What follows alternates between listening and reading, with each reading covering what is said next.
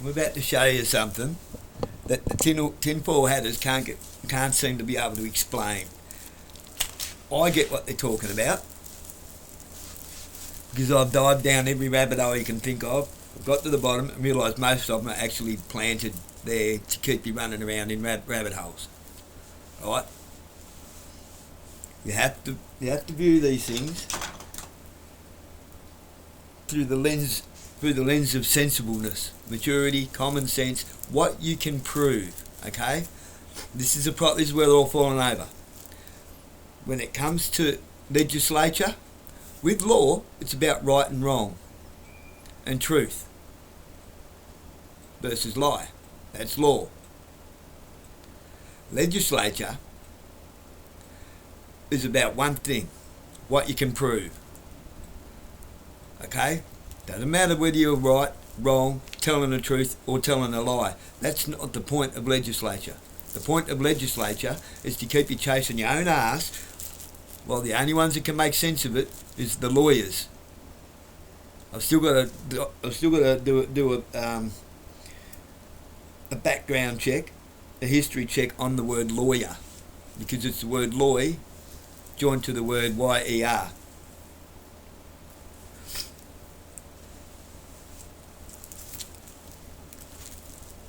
I've got a funny feeling it might come back to the word lie or something like that. Law, lie. Law, liar. This is where I'm talking about your royal. In the last video, when I was talking about uni-joint and how the courts and all revenues are being used to milk you dry of your labour, right? And how your birth certificate is represented as you and traded on the international exchange. What I'm about to do is debunk in sensible terms citizen versus sovereign. You can't be a sovereign citizen. If you are, you're falling for the trick. That's a citizen. That's a citizen. Your straw man, they call it a straw man. What do you want to call it? Like all these silly names, all these rabbit holes. That's a citizen. That's registered as a citizen. A citizen it goes back to Roman Latin times, Roman Empire. A citizen, wouldn't matter where you came from. If you was a slave, which you was probably could have been a sex slave, a Colosseum slave, right? Where you just may not have been. You might have just stood up for your own rights as someone from Jerusalem or whatever, as a Hebrew, as one of the tribes of Abraham, to not swear allegiance to Rome. Now, that was a crime back then, so now you're taken in as a slave, whether it be to fight in the Colosseum. If you was a woman, most likely as a sex slave.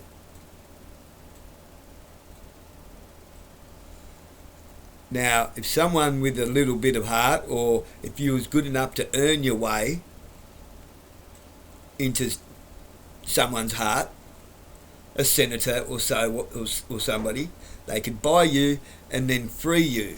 But however, you could only be freed, basically,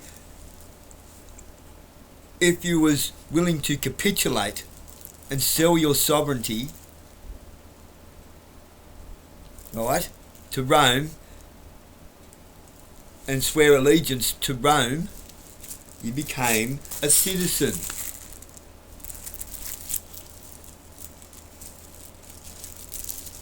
With some rights, some privileges,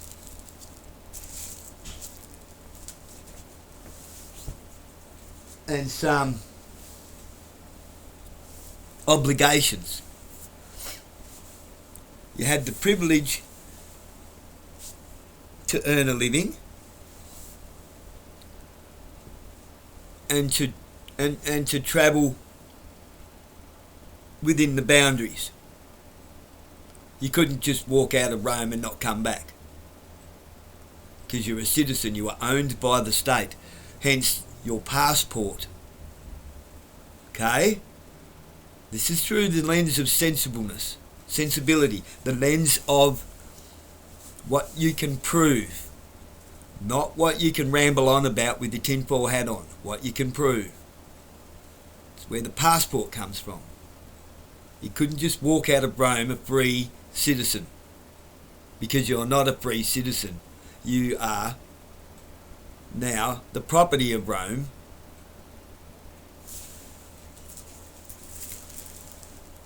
with a copy of a receipt, and they kept the original. We're still doing it now. Get it? We're still doing it now. Instead now, they've changed it from an empire to a royal, to a monarchy. Instead of being the emperor of Rome, it's the king of the British Commonwealth. Okay? Imperialism, empire. Learn your words and you'll totally see where I'm coming from, without the tinfoil hat rabbit hole bullshit.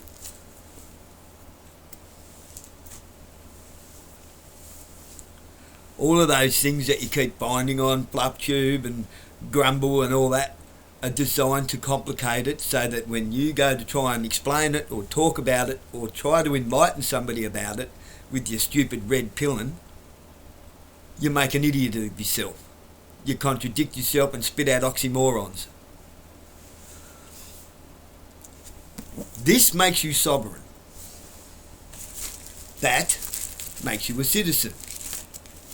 A sovereign is a free man, it's mankind, okay, a man, a woman or child, a free man of God, living on God's earth, right? A free man of God living on God's earth under God's law. That's the law, that's a sovereign, the sovereign law. Universal law. That is law, that it's universal. It applies to everything. Everything and everyone. Not the laws of the Goldilocks zone between the planet and the sun. Okay?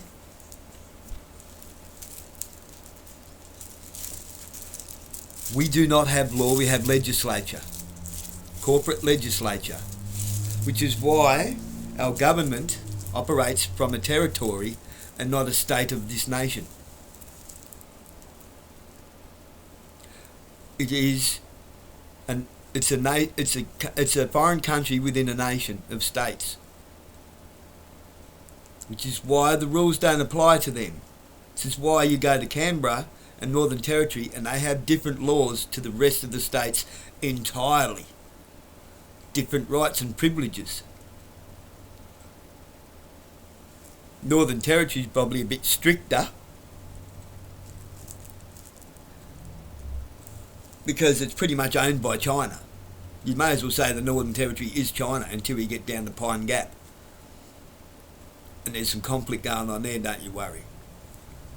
We're not allowed. How's that a conflict of interest? We're not allowed in Pine Gap because it's owned by the United States, but the Northern Territory is owned by China.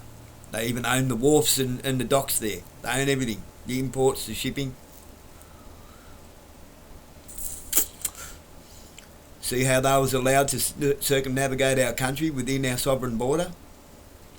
Our international sovereign border? That is your citizen. This gives you sovereignty. You cannot be both at the same time. You're either swearing allegiance to God or allegiance to a government.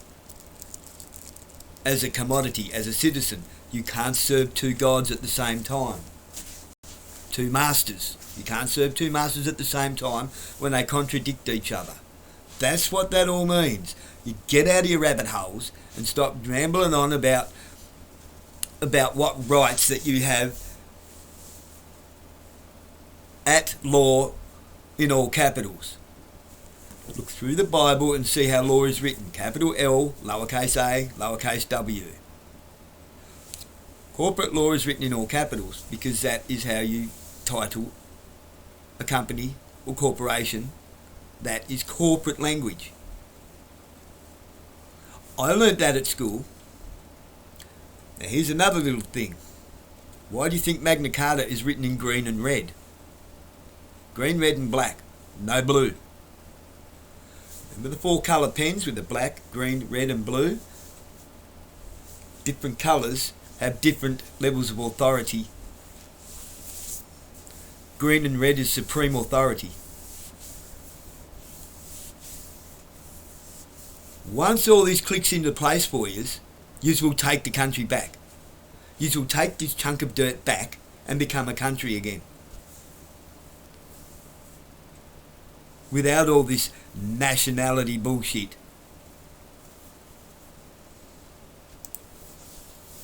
I'm not trying to sound like a smart ass. Okay? Because it's really that simple. It's tremendously simple. I told you, mate, I've got to stick it in every one of them. For a while, till the novelty wears off. The novelty's just about gone, actually. Ooh, don't you bleed. Stop rubbing it. Novelty's just about worn off. Why? Because I don't allow people to live rent-free in my head.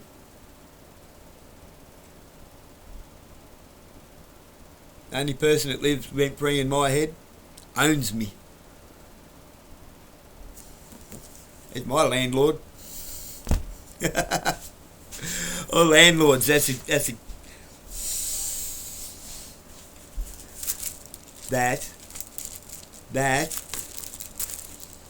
is also your landlord. That's your corporate landlord. That's your sovereign landlord. In that you're a citizen. In that you're a sovereign. They're not the same thing, guys. You know, and it takes people hours and hours of podcasts to confuse the shit out of people on the difference between sovereignty and citizenship.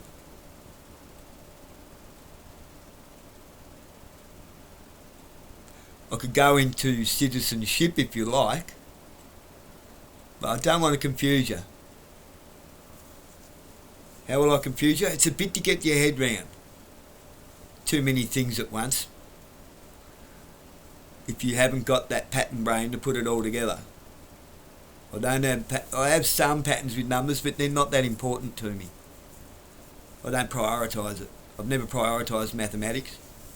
I'm happy to use a calculator or an abacus or my workings out on paper. I'm quite happy to do my sums. My arithmetic, mathematics. But knowing the meaning behind words that are the relevant words, like supercalifragilisticexpialidocious means fuck all. Dodecahedron's a thing, but it's not relevant. Not relevant unless you're into physics and string theories. Alright, I've got to go to court soon.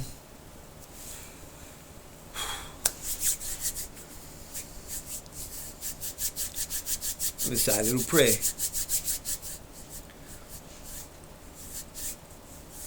Christ, Lord, I'm just a meat wagon.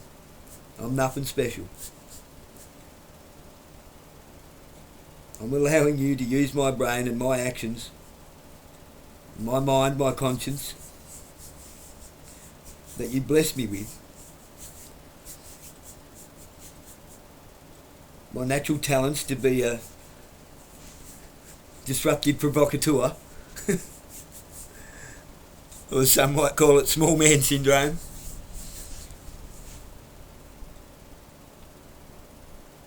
At whatever the cost to me,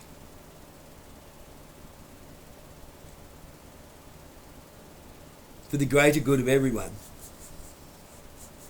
even those that I oppose and my accusers.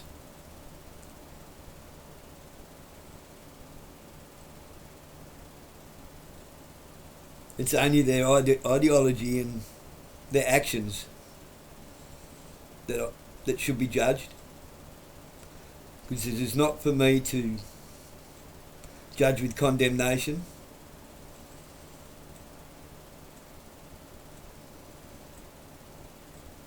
So therefore, I already forgive people in advance, but not their actions. So I believe that we are all better than our worst moment.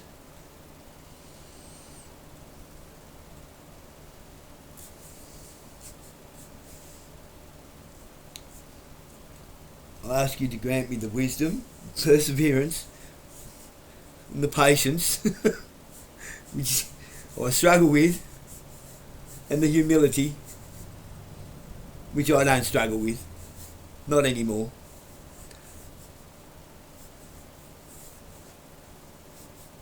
Because I understand and comprehend and communicate that this is not an idol, this is a statement. This is a statement that I bear my cross, and it's my cross to carry. Not for someone to beat me over the head with, nor is it for me to beat anybody else over the head with. The cross should not be used as a weapon, nor as something to be worshipped.